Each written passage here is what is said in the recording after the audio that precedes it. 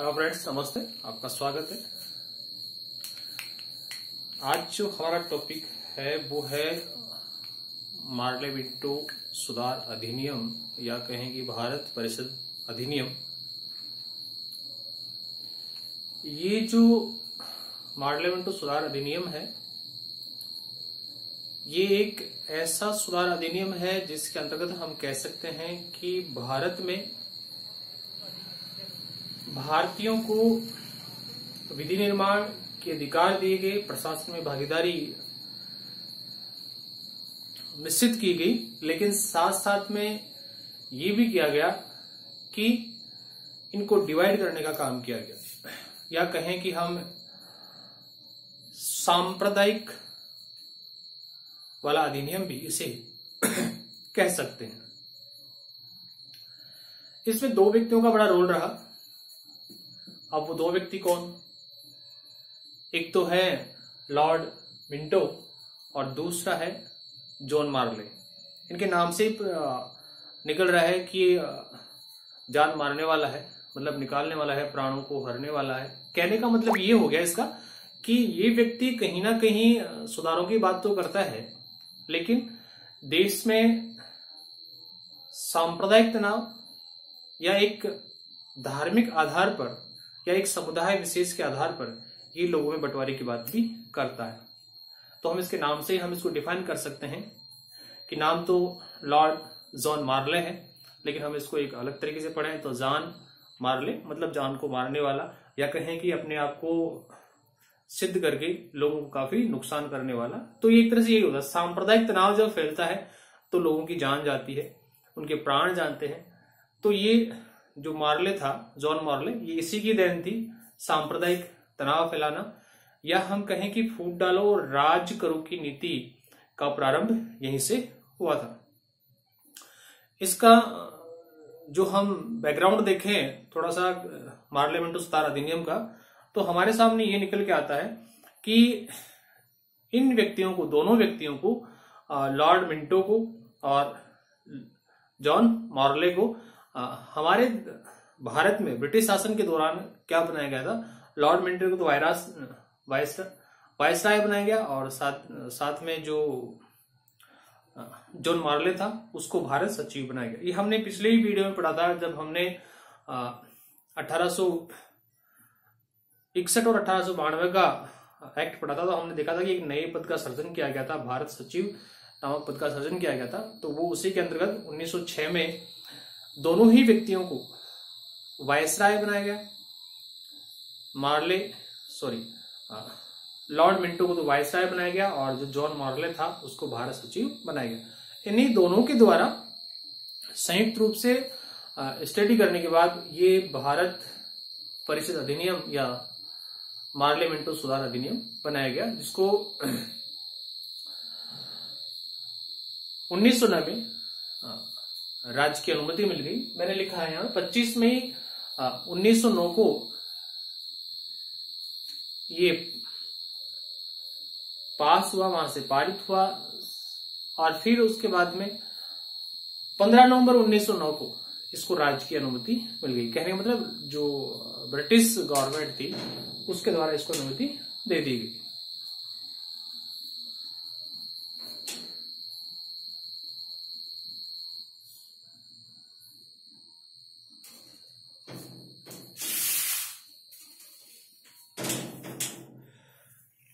हमने ये देख लिया इसका कि 25 मई 1909 को ये पास हुआ और 15 नवंबर 1909 को इसको राज्य की अनुमति मिल गई। कहने का मतलब ये कि भारत में लागू कर दिया गया। लेकिन हमारे सामने अब ये आता है कि इसको लाने का सबसे बड़ा जो मकसद था, उद्देश्य था, वो क्या था? हमने थोड़ी देर पहले डिस्कस किया कि इसका जो मेन पर्पस था वो था कि भारतीयों को हम ऐसे डिवाइड करें कि उनको लगे भी नहीं कि हम उनको डिवाइड कर रहे हैं, और साथ में हम उनको लालच भी दें कि आपको विधि निर्माण और प्रशासनिक क्षेत्र में क्या किया जाएगा, भागीदार बनाया जाएगा। तो इसका मेन उद्देश्य था। इसके बाद में इसका दूसरा जो उद्देश्य निकल कर आता है विद्यार्थियों, वो आता है कि जो उस समय हमारा देश दो भागों में डिवाइड था, दो प्रकार के नेताओं में डिवाइड था। एक तो उदारवादी और दूसरा था कौन सा, गर्मपंथी कहेंगे, राष्ट्रवादी। तो इनका जो मेन मुद्दा था, इनका जो मेन मकसद था, वो ये बताना चाह रहा था कि ये उदारवादियों को तो खुश करना चाह रहे थे। उदारवादियों को खुश कैसे किया उन्होंने? उदारवादियों को खुश कैसे किया? उन्होंने कहा कि हम आपको क्या कर रहे हैं, हम आपको क्या कर रहे हैं, विधि निर्माण में और प्रशासनिक जो भागीदारी है उसमें हम आपको शामिल कर रहे हैं। तो उदारवादी क्या हो गए? नराम दिल वाले, मतलब वो सबकी सोचने वाले। तो उनको ऐसे खुश कर लिया। अब नाराज कौन हो गए? राष्ट्रवादी। वो क्या हो गए? उनसे नाराज हो गए। तो दो चीजें हो गई, मतलब एक ही देश में रहते हुए एक ही देश के निवासियों को दो अलग अलग भागों में बांट देना।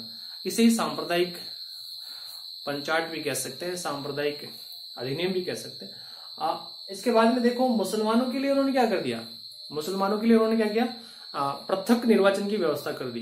भाई मुसलमानों के अलावा जितने भी समुदाय हैं वो अलग अपना निर्वाचन करेंगे, और जो मुसलमान हैं उनके लिए विशेष निर्वाचन की प्रक्रिया शुरू की गई।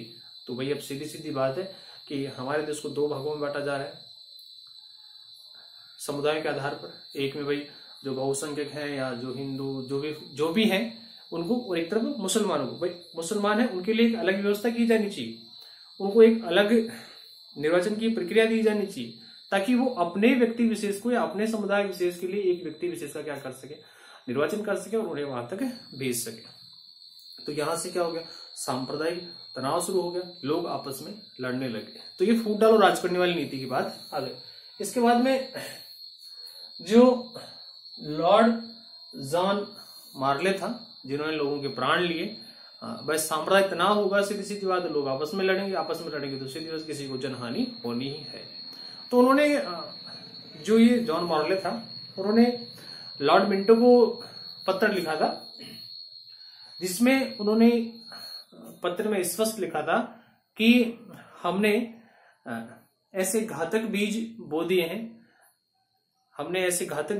हैं, या कहें कि हमने एक तरह से नागदंत लगा दिया है, जो आने वाले समय में क्या करेगा, बहुत बड़ा नुकसान देगा, या जो इसकी फसल होगी वो बहुत ही क्या होगी, खराब होगी, उससे काफी नुकसान होने वाला है। और हुआ, हमने देखा इससे नुकसान भी हुआ, क्योंकि बीज ऐसे डाले गए जो पहले सांस्कृतिक एकता या कहें कि भारतीय समुदाय को एक जगह जो केंद्रित करती थी, बांध के रखती थी, उन्हीं समुदायों को लोगों को क्या कर दिया गया, अलग अलग कर दिया गया।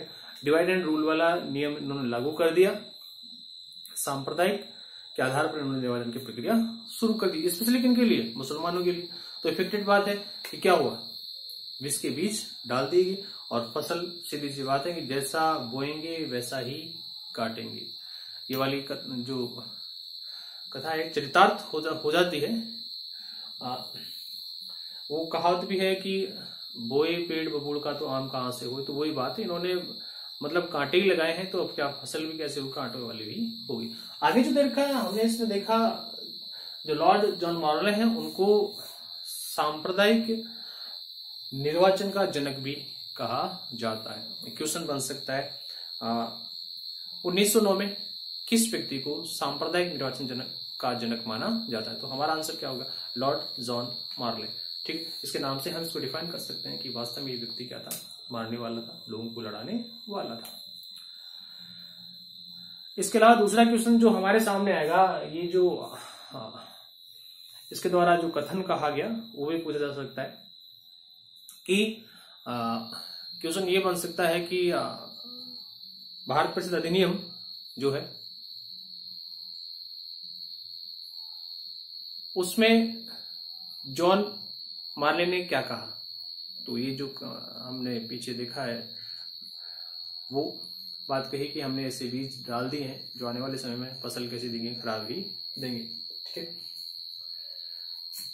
फूट डालो राजकुमार की नीति का चरितार्थ भी यहीं से होता है। और साथ में के एम मुंशी जो शिक्षाविद भी हैं, राजनीतिज्ञ भी हैं, समाजशास्त्री भी हैं, समाज सुधारक भी हैं, उन्होंने भी कहा कि जो ये मार्ले मिंटो सुधार अधिनियम या एक्ट 1909 है वो वास्तव में क्या करता है, प्रजातंत्र को मार रहा है।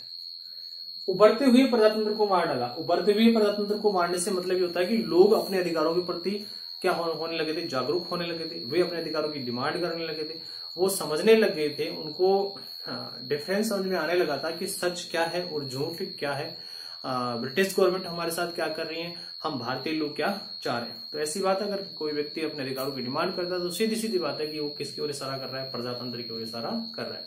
लेकिन ऐसे समय में 1909 में ये एक्ट लाके ये साबित कर देता है कि जो प्रजातंत्र उभर रहा था उसको क्या कर दिया गया, समाप्त कर दिया गया। ठीक है, इसके बाद में ये हमने बात कर ली कि भारतीयों को विधि निर्माण और प्रशासन में अधिकार दिए गए। ये इसका एक मेन पॉइंट हो सकता है, ये इसका एक मेन उद्देश्य है जिसके द्वारा भारतीयों को काफी लाभ भी मिला कि विधि निर्माण की प्रक्रिया और प्रशासन में अधिकार देने से जो भारतीय लोग थे वो अब अपने अधिकारों के बारे में ज्यादा जागरूक हो गए। तो डियर फ्रेंड, ये था हमारा पार्लियामेंट सुधार अधिनियम, भारत परिषद अधिनियम। हम इसको दोबारा से देख लें एक बार फास्टली, तो जल्दी समझ में आ जाएगा। देखिए, जनक कौन था, लॉर्ड मिंटो वायसराय और जॉन मॉर्ले भारत सचिव, जो कब बनाए गए, 1906 में बनाए गए। डाउट नहीं करें, यहाँ 1906 में बनाया गया और 1909 में इनके द्वारा ये प्रस्ताव लाया गया। और ये 25 मई 1909 को भारत परिषद अधिनियम पास हुआ। किसके द्वारा लाया गया था, जॉन मॉर्ले के द्वारा लाया गया था। ये वाला, ये ध्यान रखें, भारत परिषद अधिनियम। ये दोनों चीजें अलग अलग है, इस बात का आप थोड़ा सा ध्यान रखें कि पार्लियामेंट सुधार अधिनियम और भारत परिषद एक्ट 1909, ये जो एक्ट है वो 25 में 1909 को किसके द्वारा लाया गया, जॉन मॉर्ले के द्वारा। और फिर 15 नवंबर 1909 को क्या किया गया, इसको राजकीय अनुमति मिल गई और ये पूरे भारतवर्ष में, ब्रिटिश भारतवर्ष में लागू हो गया। फिर इसका जो उद्देश्य था वो सामने आया कि उदारवादी नेताओं को खुश करना और राष्ट्रवादी विचारों को समाप्त करना। अब उदारवादी नेताओं को क्या कर लेंगे, खुश कर लेंगे, तो सीधी सीधी बात है, उदारवादी कैसे व्यक्ति होते हैं, तो सबके बारे में सोचते हैं, चाहे वो दुश्मन हो, चाहे फिर दोस्त हो, चाहे फिर और कोई हो। तो उदारवादियों को खुश कर दिया, तो इससे जो राष्ट्रवादी विचारक थे, जो राष्ट्रवादी विचार उभर रहे थे, सामने आ रहे थे, लोगों के मन में जग रहे थे, उनको क्या कर दिया, समाप्त कर दिया। इसके बाद में दूसरा जो निकल गया है कि मुसलमानों को पृथक सांप्रदायिक निर्वाचन देना। इस एक्ट की सबसे बड़ी कहें कि जीत माने या ब्रिटिश गवर्नमेंट की सबसे बड़ी चाल माने कि उन्होंने भारतीयों को ही दो धड़ों में बांट दिया, एक मुसलमानों के और एक दूसरे समुदायों को। तो ये पृथक निर्वाचन वाली व्यवस्था भी यहीं से लागू की गई। इसके बाद में खुद लॉर्ड जॉन मॉर्ले ने क्या कह दिया कि हम एक ऐसे घातक विष के बीज बो रहे हैं जिसकी फसल कैसी होगी, बड़ी कड़वी होगी, बड़ी तीखी होगी। तो अभी हमने बात की कि जैसा बोएंगे वैसा ही काटेंगे, तो वही बात है। तो ये बात उन्होंने की। पूछा जा सकता है कि ये कथन किसका है, ये कथन किसका है, आपके एग्जाम में पूछा जाता है ये कथन किसका है, तो हम बता सकते हैं लॉर्ड जॉन मॉर्ले। या कहें कि ये जो बात है किस अधिनियम से ली गई है, किस एक्ट से ली गई है, तो हम बता सकते हैं पार्लियामेंट सुधार अधिनियम से के बारे में कही गई है। ठीक है, लॉर्ड जॉन मॉर्ले, इसको सांप्रदायिक निर्वाचन का जनक कहा जाता है। फूट-डाल और राजकरी की नीति के चरितार्थ करना, ये भी यहीं से निकलता है। किससे, किस एक्ट से, पार्लियामेंट सुधार अधिनियम से। फूट डालो और राजकरों की नीति यहीं से निकलती है। फिर ये उभरते हुए प्रजातंत्र को मार डालना, ये बात किसके द्वारा कही गई, के.एम. मुंशी के द्वारा। किसको लेकर, पार्लियामेंट सुधार अधिनियम, भारत परिषद अधिनियम के लिए। और अंत में लिखा भारतीयों को विधि निर्माण और प्रशासन में अधिकार दिए गए। ये एक इसका क्या था, प्रॉफिटेबल थिंग था जो हमारे सामने आया। तो डियर फ्रेंड, ये था हमारा पार्लियामेंट सुधार अधिनियम। आई होप कि आपको बहुत अच्छा लगा होगा। अगर अच्छा लगे तो प्लीज आप कमेंट्स बॉक्स में जरूर लिखें, राइट डाउन करके मुझे बताएं कि आपको कितना अच्छा लगा है। जहां आपको लगता है कि यहाँ हमें समझ में नहीं आया तो आप कमेंट बॉक्स में लिख के बता दें, हम उसका सोल्यूशन करने की पूरी कोशिश करेंगे। अगर वीडियो अच्छा लगे लाइक, शेयर और सब्सक्राइब जरूर करें। जय हिंद, जय भारत, नमस्कार।